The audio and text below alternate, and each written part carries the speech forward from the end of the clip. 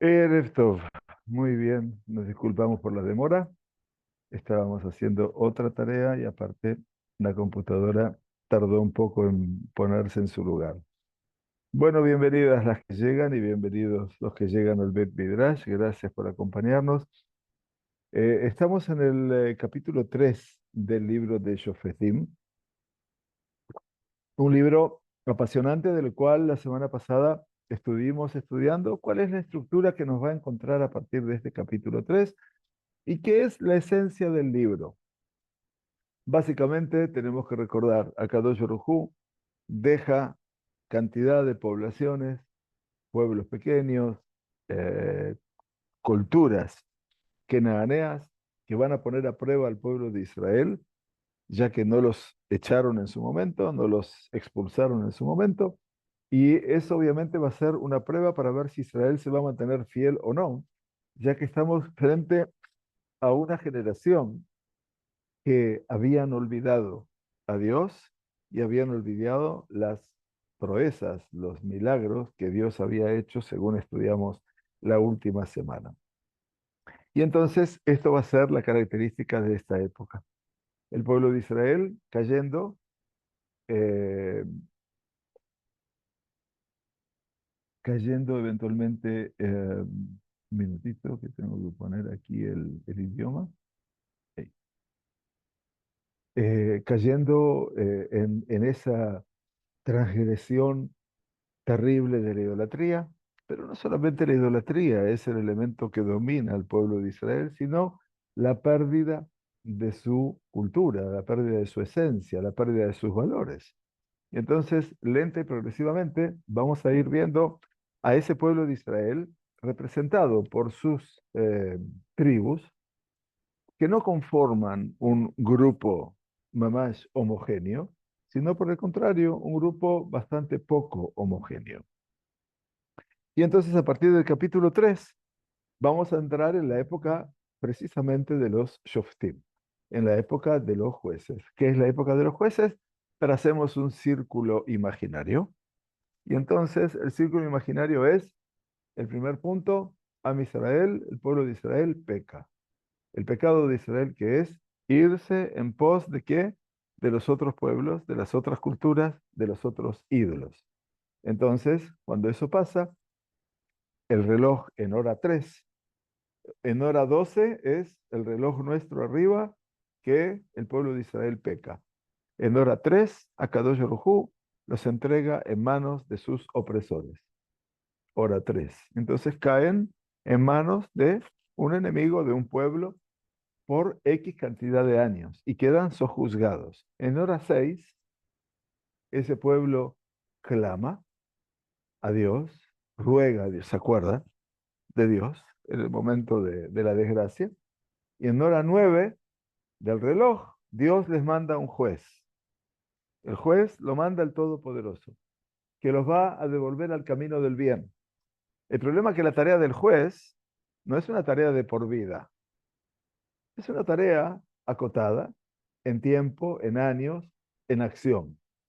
Y por lo tanto, muere el juez y otra vez volvemos a la hora 12. La hora 12 que es el pecado del pueblo de Israel. Y volvemos a la hora 3, que Dios los entrega en manos de enemigos. Volvemos a la hora 6, que ellos claman a Dios y le piden perdón, etcétera, etcétera. Y volvemos a la hora 9, que nace otro juez. Ese es el reloj del libro de Shoftim, para que a todos les quede medianamente claro. Es un reloj medio compulsivo y vicioso, ¿no? Pero bueno, es lo que tenemos como la vivencia del pueblo judío. Muy bien, entonces los vamos a invitar a compartir en pantalla el capítulo 3 del libro de jueces y en el aula tienen, por supuesto, todos el texto, ¿verdad? Muy bien, lo tienen todos el texto, así que vamos a ir viendo nuestro capítulo 3. Vamos a empezar el capítulo 3 y vamos a ir compartiendo también algunas explicaciones. Hoy vamos a estudiar los primeros capítulos hasta poder llegar eventualmente a el final de este capítulo. En el capítulo 3 tenemos un total de 31 versículos. Vamos a leerlo, el capítulo 3, y después vamos a volver a las explicaciones. ¿Se animan? Decimos. Capítulo 3 comienza diciéndonos, versículo 1, vamos a leer el capítulo completo, ¿está bien? Vamos a entender un poquitito todas las circunstancias. Estos son los pueblos que dejó el Eterno para poner a prueba con ellos a Israel y a todos aquellos que no habían conocido todas las guerras de Canaán. Todos aquellos son los descendientes ya, porque ya la tierra de Canaán fue conquistada. Eso fue en la época de Yoshua. La época de Yoshua, perdón, ya terminó. Por lo tanto, ahora estamos en una nueva generación. Ya murió toda la generación de la conquista. Ahora ni siquiera está Yoshua. Están ahora los hijos de ellos y los nietos de ellos. Entonces nos dice aquí a todos aquellos que no habían conocido todas las guerras de Canaán. Nosotros tenemos que recordar, los que estudiamos el libro de Yoshua, que son la mayoría de ustedes, Yoshua liberó 31 batallas en los reyes del sur y los reyes del norte. Y estudiamos con los mapas en ese momento. Por lo tanto, estos son los pueblos, nos dice el libro de Jueces, que dejó el Eterno para poner a prueba con ellos a Israel, a todos aquellos que no habían conocido todas las guerras de Canaán. Solo, dice el versículo 2, para que sepan las generaciones de los hijos de Israel, para entrenarlos en el arte de la guerra, solo para aquellos que anteriormente no la habían conocido. O sea que esta es una generación, la que estamos hablando en la época de los jueces, una generación que aparentemente no hubiera tenido que librar guerras. ¿Por qué? Porque ya las guerras habían sido liberadas por sus padres. La conquista de la tierra ya había tenido lugar. No era necesario tener más guerras. Había que dominar a los otros pueblos, pero no matarlos ya a esta altura, porque vivían en su comarca. Muy bien, entonces, ¿quiénes son esos pueblos? Ya vamos a traer la semana entrante el mapa de la tierra. Entonces nos dice el versículo 3, 5 príncipes de los Pelistim. Los Pelistim son los filisteos. Y esos son los 5 príncipes. 5 príncipes quiere decir que había una pentápolis. Penta son 5, como pentágono. Polis, ciudades. Son ciudades muy conocidas hoy en día en Israel. Gat, Gaza, no hace falta mencionarla. Ashdod, la conocemos. Ashkelon y Ekron, está cerca de Rehoboth. O sea, toda la zona sur, la franja sur, que linda con el mar Mediterráneo, ahí estaban los Pelistim. Los filisteos no eran oriundos de Canaán, venían de Creta. Eran cretenses, no cretinos, como alguien piensa que se llamaban, eran cretenses. Venían de la isla de Creta. Eran expertos navegantes y expertos guerreros con respecto a arco y flecha. Eran expertos arqueros, no de fútbol, sino de la guerra. Y los Pelistín van a ser los que le den muerte al rey Shaul, en particular. Y van a recordarse de un Pelistí que era súper gigante, llamado Goliat, pero no en este libro, en el libro de Shemuel, el que sigue. ¿Quién peleó contra Goliat? David, muy bien, que era muy pequeño. Entonces tenemos los 5 príncipes de los Pelistín, que están todos en la franja sur de Israel. Ya vamos a traer un mapa, perdón, hoy no lo tenemos todavía incorporado, porque hay que escanearlo. Entonces tenemos Ashkelon, Ashdod, Aza, Mamash hoy, donde se desarrolló esta nefasta guerra con el terrorismo de Hamas, ya formaba parte del escenario bíblico. Y dice los 5 príncipes de los Pelistim y todos los Kenaanim eran los que vivían ¿en dónde? En Canaán. Canaán es nuestra tierra. Sabemos que la tierra de Canaán fue repartida entre 9 tribus y media.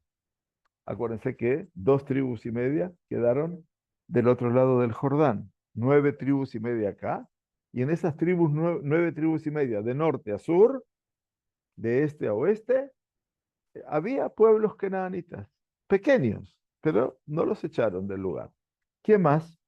Y los Sidonim y los Jibim, uno dice, ¿de dónde son? Que habitaban en el monte del Líbano, o sea, en el Líbano. Jibim y Sidonim. La ciudad de Sidón, bíblicamente, es la ciudad de Sidón, Saida o Sidón. Hay dos ciudades fundamentales en el Líbano, en la época bíblica, que entonces era Fenicia, no era Líbano, ahora es el monte del Líbano, en Jueces, que son las ciudades de Sor y Sidón. Sor es Tiro y la otra es Sidón, que eran poderosísimas. Fueron de allí donde el rey Shlomo, para que sigan proyectando a los libros que siguen, va a traer el cedro del Líbano, el árbol con el cual se va a construir todo el interior del Bet HaMikdash, para que vean las relaciones. Muy bien, entonces los Jibim y los que habitaban en el monte del Líbano, y después dice, desde el monte de Baal Hermón hasta llegar a Hamat. Baal Hermón, entonces tenemos todo el Líbano que se va hasta donde hoy está de boga hablar, Siria. Baal Hermón, donde está el monte Hermón, sí, hasta Hamat. Hamat es en Siria, en el norte, a Siria. Muy bien, entonces tenemos todo el sur, todo el territorio y todo el noreste. O sea, allí están todos los pueblos. O sea, prácticamente estamos viviendo, ¿no? Durmiendo con el enemigo, se llama la película esta, prácticamente. Pero esto es lo que quedó. Entonces dice el versículo 4, estos pues fueron para poner a prueba con ellos a Israel, para saber si obedecerían, presten atención, a los mandamientos del Eterno que había prescrito a sus padres por medio de Moshe. Entonces, obedecer significa no desviarse en pos de ellos. Uno puede hacer tratativas comerciales, pero una cosa es hacer tratativas comerciales y la otra es casarse con las hijas de esos pueblos. Eso está prohibido, porque se pierde la esencia del pueblo judío, aparte de caer en la idolatría. Todo lo que representaba ir en pos de las mujeres kenaanitas era adorar ídolos. La prueba la tuvieron hace 2 semanas atrás en Perashat Toledot, cuando el hijo amado de Yitzhak, Esav, toma no una, sino toma ¿qué? Dos mujeres kenaanitas, dos. Y la Torá nos dice en Perashat Vayetze, perdón, la semana pasada, que fueron Morat Ruach para Rivka y para Yitzhak, que fueron como un malestar profundo en todo lo que era el espíritu de Rivka y de Yitzhak. ¿Pero por qué? Paralelamente nos muestra a Yitzhak que queda ciego en temprana edad para el relato bíblico. ¿Por qué quedó ciego Yitzhak tan tempranamente? Dice, a causa de los sacrificios, del humo de los sacrificios que hacían las mujeres de Isab a sus ídolos. Yitzhak estaba viviendo la idolatría dentro de su propia tienda. ¿Entienden ustedes? Dolorosísimo, ¿no? Pero esa es la realidad. Entonces, es muy vulnerable el pueblo judío. Por eso Dios quiere saber si obedecerían los mandamientos del Eterno que había prescrito a sus padres, ¿a quién? En la época de Moshe Rabenu. Moshe Rabenu que se siguió con quién? Con Yehoshua. Está claro. Versículo 6.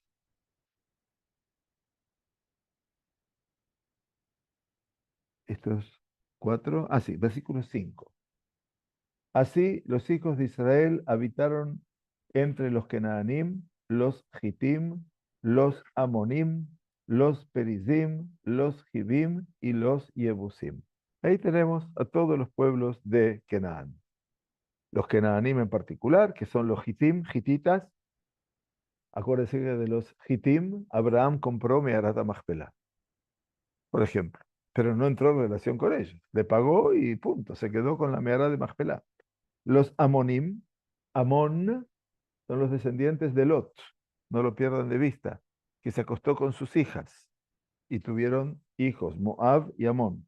Los Perizim, que son habitantes de la tierra de Canaán, los Hivim, habitantes de la tierra y los Yebusim. Los Yebusim en particular los estudiamos al comienzo del libro de Shoftim, donde Yehudá va a conquistar parte de Jerusalén, que hasta ese entonces se llamaba Yebus.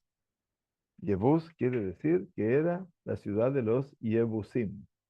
Ahí entonces quedaron todos ellos. Y es muy interesante entonces que nos dice el versículo 6, para que veamos, y tomaron de sus hijas por esposas y dieron sus hijas a los hijos de ellos. Y por supuesto, ¿qué va a pasar? ¿Y sirvieron a quién? A sus dioses. Este parece el escenario cuasi obligatorio. Entonces el pueblo judío, a las hijas de ellos, tomaron por esposas. Es una importación de mujeres cananitas. Y a las hijas de ellos, de los israelitas, la dieron a los cananitas. Ya está. El pueblo de Israel prácticamente parte de una enajenación total. Eso era lo que no tenía que pasar. Por lo tanto, ¿cuál es el resumen de esa época? Lo que les dije. El reloj en hora 12, versículo 7. E hicieron los hijos de Israel lo malo a los ojos del Eterno, y olvidaron al Eterno su Dios, y sirvieron a los Baales. Baal es la figura idolátrica de Canaán. Si en Canaán hay dioses, hay dos que son los más trascendentes de Canaán. Uno se llama Baal, por eso Baales en plural. Baal, que quiere decir dueño, esposo, pero aquí es el nombre de un ídolo, que está representado por la roca, la fuerza, macho. Y el otro ídolo, ¿cuál es? Las Asherot. Asherot o Ashtoret es la madera, es más frágil. La piedra domina la madera. Entonces, árboles y piedra.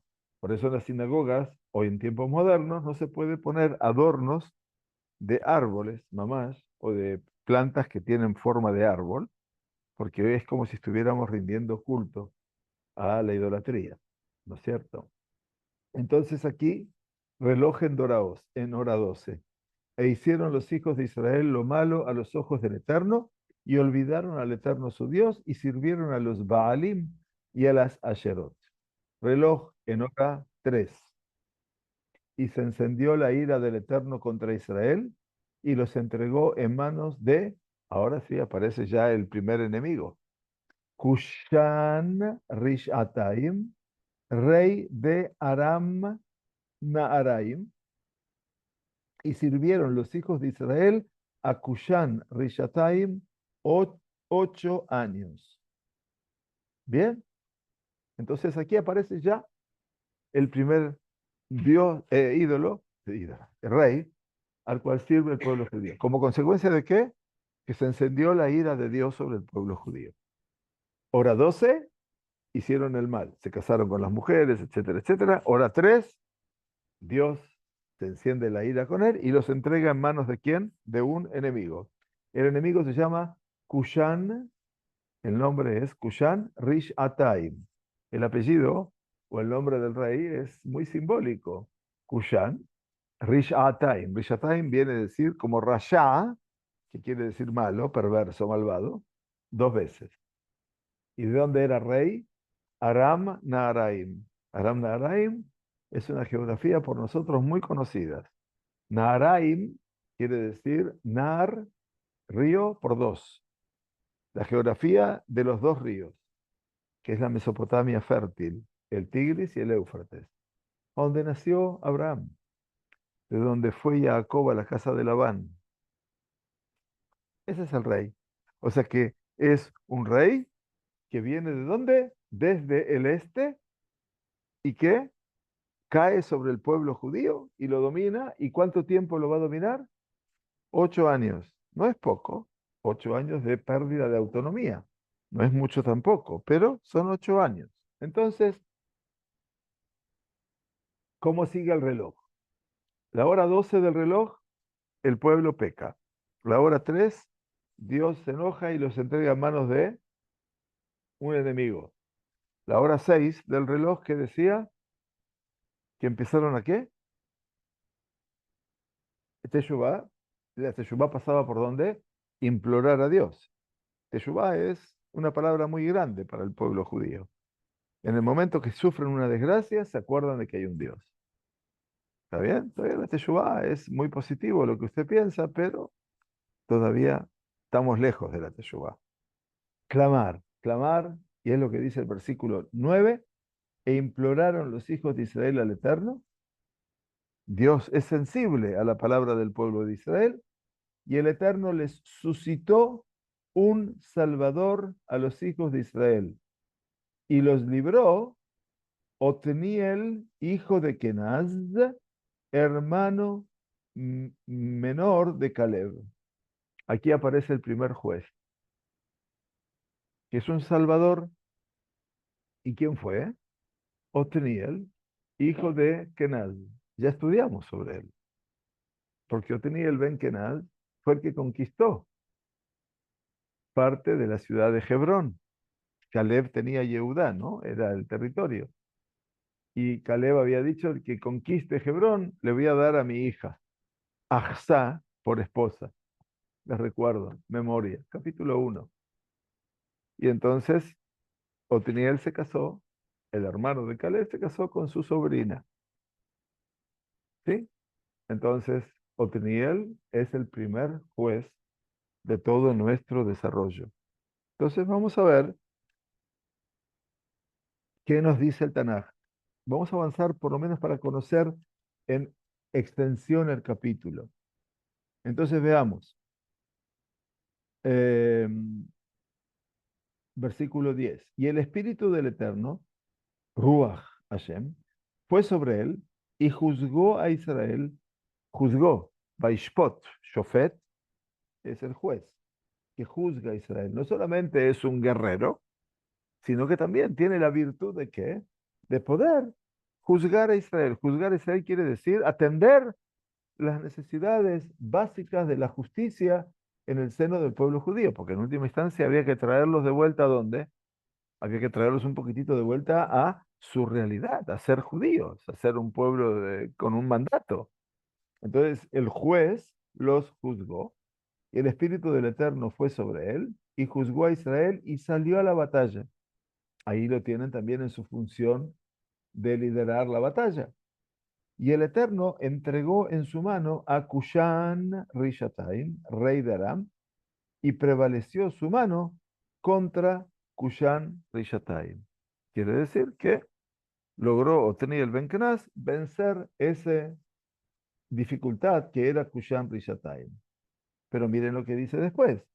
Y reposó la tierra 40 años. O sea que no fueron un periodo corto de Otniel Ben Kenaz. Este hombre estuvo al frente del pueblo judío, era joven, ¿se ve? 40 años. Y 40 años quiere decir Baishkot Haaretz. Batishkot Haaretz quiere decir la tierra tuvo silencio. ¿Qué quiere decir que tuvo silencio? Que no hubo en ese momento que el pueblo de Israel se desvió. O sea que la tarea del juez aquí, Otniel Ben Kenaz, no es tan solo liberar una batalla y ganarla, sino también impartir justicia. Y por otro lado, volver a traer al pueblo al escenario de lo que representa su judaísmo práctico. ¿Entienden ustedes? Este es Otniel Ben Kenaz.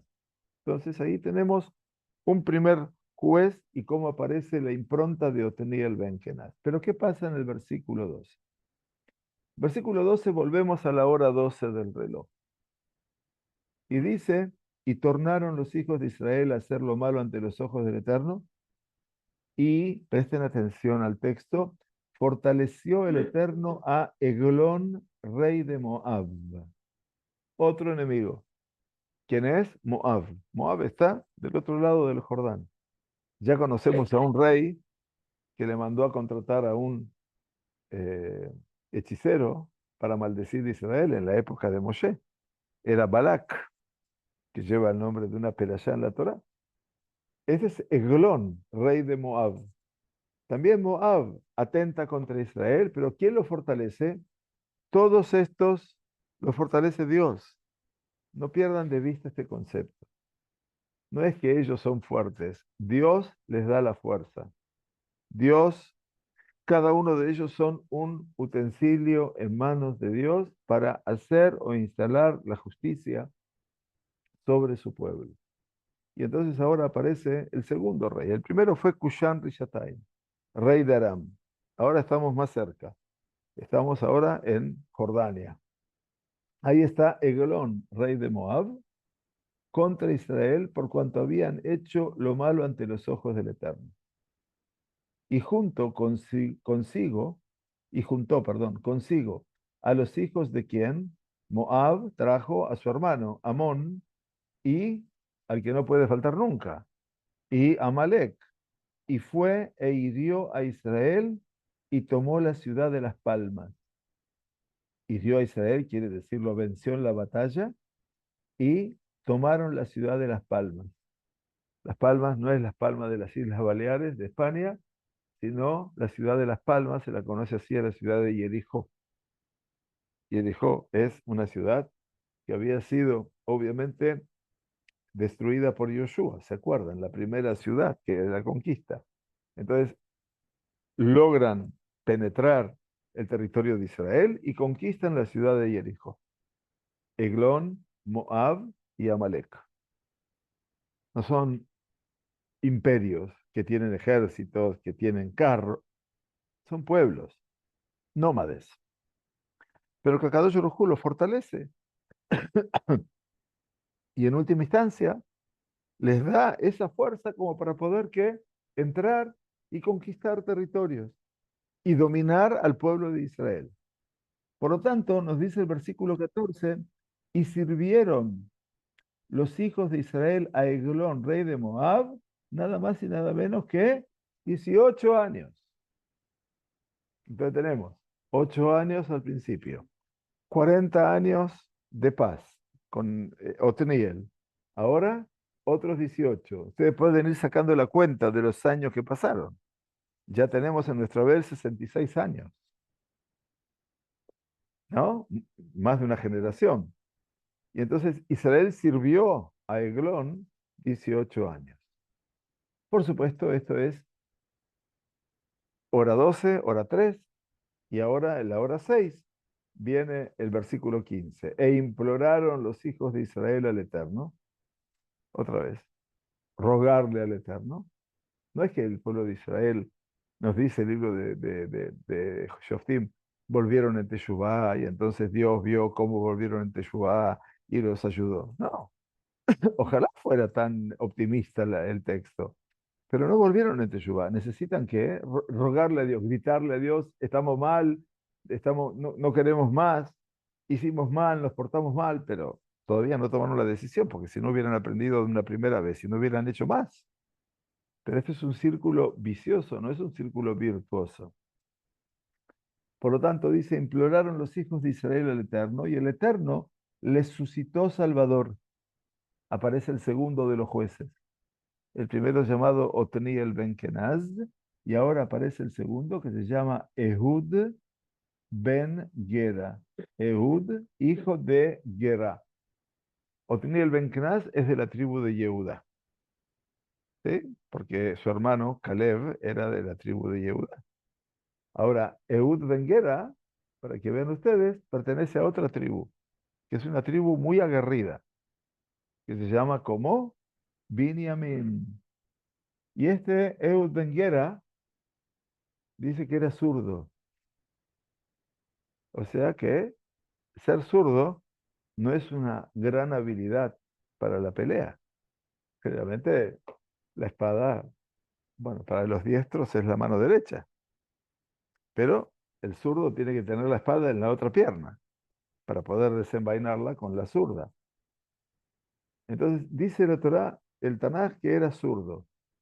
Y los hijos de Israel enviaron con él un presente a Eglón, rey de Moab. Empezamos a ver aquí una estrategia. Como le servían al rey y le sirvieron durante 18 años, decidieron enviarle un presente. Por ahora estamos estudiando el sentido del Peshat, el sentido literal. Después vamos a estudiar la explicación de los versículos, que hay mucho para saber. Entonces decidieron enviarle un presente a Eglón. ¿A dónde? A donde estaba Eglón, allende el Jordán, en Jordania. Y Ehud dice, versículo 16, se había hecho un puñal de doble filo de un codo de largo. Codo quiere decir 50 centímetros. Entonces tenía un puñal de doble filo, quiere decir que tenía filo acá y filo acá. ¿Me entienden? O sea, como que había que agarrarlo de la mitad porque de otra manera se cortaba la mano. De un codo de largo. Y ciñóselo debajo de sus vestidos sobre su muslo derecho. Claro, trae una ofrenda al rey y no se podía entrar con armas visibles. Entonces, ¿qué hizo? Se puso ese puñal debajo de sus ropas. ¿Y de qué lado lo puso? Del muslo derecho. ¿Por qué del lado derecho? Porque era zurdo. Para poder sacar, tiene que sacarlo del lado derecho, ¿se entiende? Todos esos detalles. Y le ofreció el presente a Eglón, rey de Moab, y Eglón era un hombre muy obeso. Todos los detalles son importantes. Entonces le trajo ese presente en nombre del pueblo judío, sus súbditos. Y Eglón, por supuesto, lo recibió. Y dice que Eglón era un hombre bastante gordo, ¿sí? Imagínenlo. Y luego que hubo ofrecido el obsequio, despidió a la gente que lo había traído. O sea, E- Ehud vino con una delegación. Y eran 10, 12 personas, vamos a suponer. Eglón recibió el presente, les agradeció, les dio una brajá, todo lo que ustedes quieran. Y ya está, se tienen que retirar. En el momento que se estaban retirados, más él se refiere a Ehud, se volvió desde los ídolos que estaban en Gilgal y dijo, quiere decir, una vez que se fue, vamos a ver, Ehud vuelve solo. De un lugar donde estaban todos los ídolos expuestos, donde en el palacio del rey Eglón. Y se acercó nuevamente al rey y le dijo, tengo un mensaje secreto para ti, oh rey.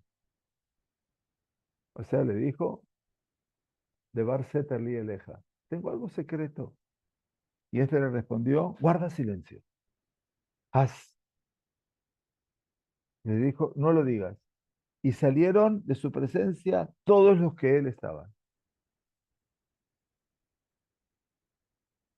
Y se acercó Ehud a él, el cual estaba sentado solo en la habitación privada. Y Ehud dijo, tengo un mensaje de Dios para ti. El mensaje no es solamente de una persona, es de Dios. Y entonces él se levantó de su asiento. Era tan temeroso de Dios, Eglón, no, del Dios general. Así servía a los ídolos, servía también a Dios. Pero escuchó la palabra de Dios y ¿qué hizo? Se puso de pie. Era la única forma que Ehud lo podía matar. Si no, no le podía matar nunca. Si era una persona obesa. Por más que le clave la espada, lo que no iba a llegar nunca al objetivo. Entonces dice, y Ehud estiró su mano izquierda y tomó el puñal de su muslo derecho y se lo clavó en el vientre, estando de pie, claro. Imagínense sentado con todo un vientre extendido, imposible dar. Pero una vez que está parado, está más ubicable. Entonces ahí le clavó de tal manera que la empuñadura entró también tras la hoja, o sea que se le clavó todo ese cuchillo, que era de doble filo, se le clavó totalmente dentro y la grosura del vientre se cerró tras ella. La grasa que tenía salió toda para afuera y cubrió toda la espada, de modo que no pudo sacarse el puñal de su vientre y le salió el líquido del intestino, o sea que llegó a su objetivo. Y salió Ehud al pasillo y cerró tras sí las puertas de la habitación con cerrojo, para que no pida auxilio, para que nadie entre allí.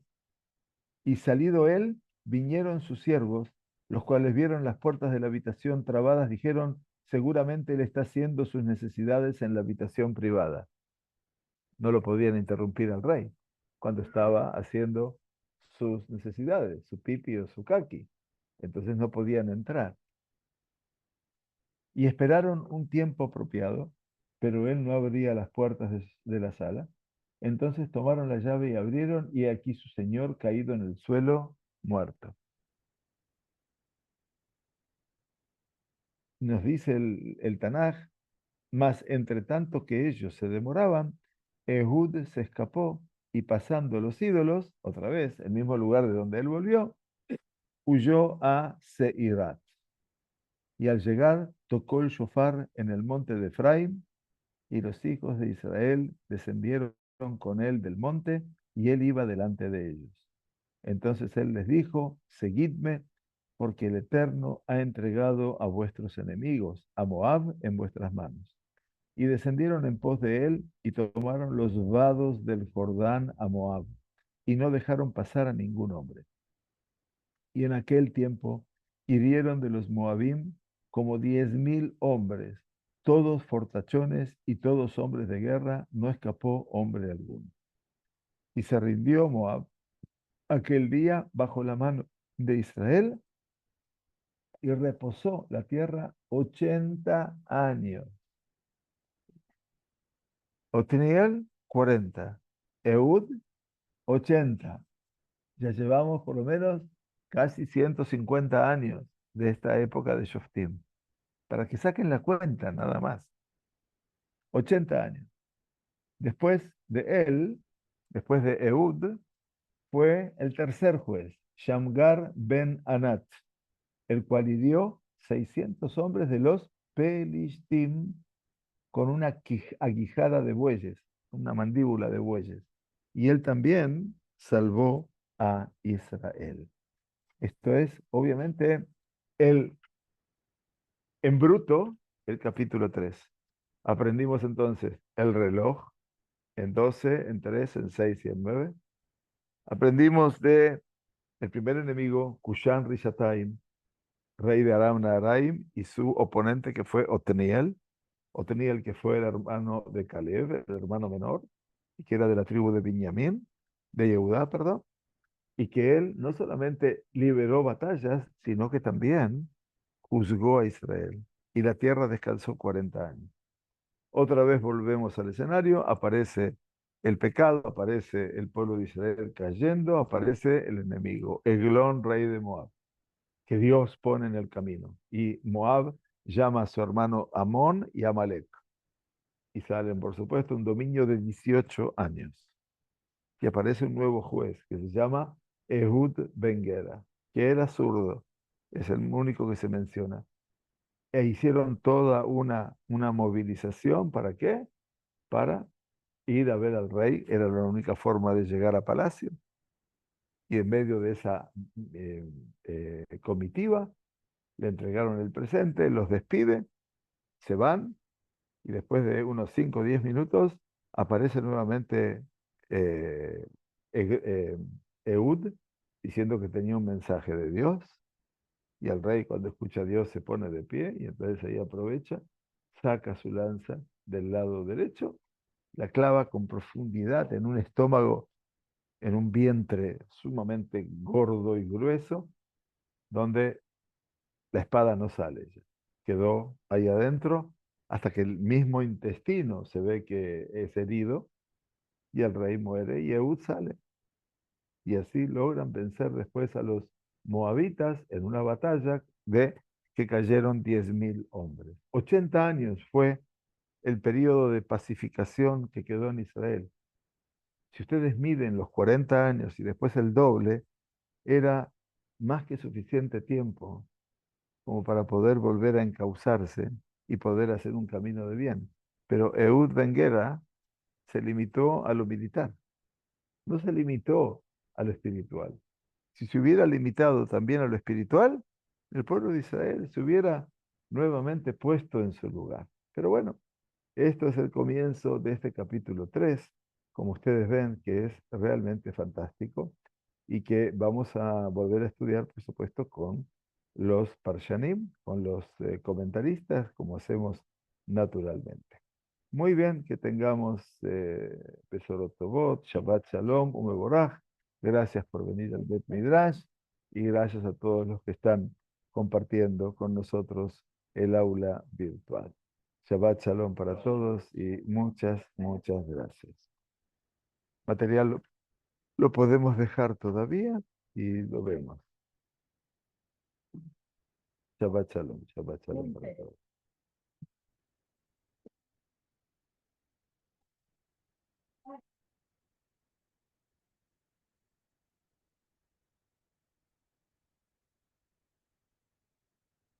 Shabbat Shalom para Hanna, ¿cómo están? Bienvenida.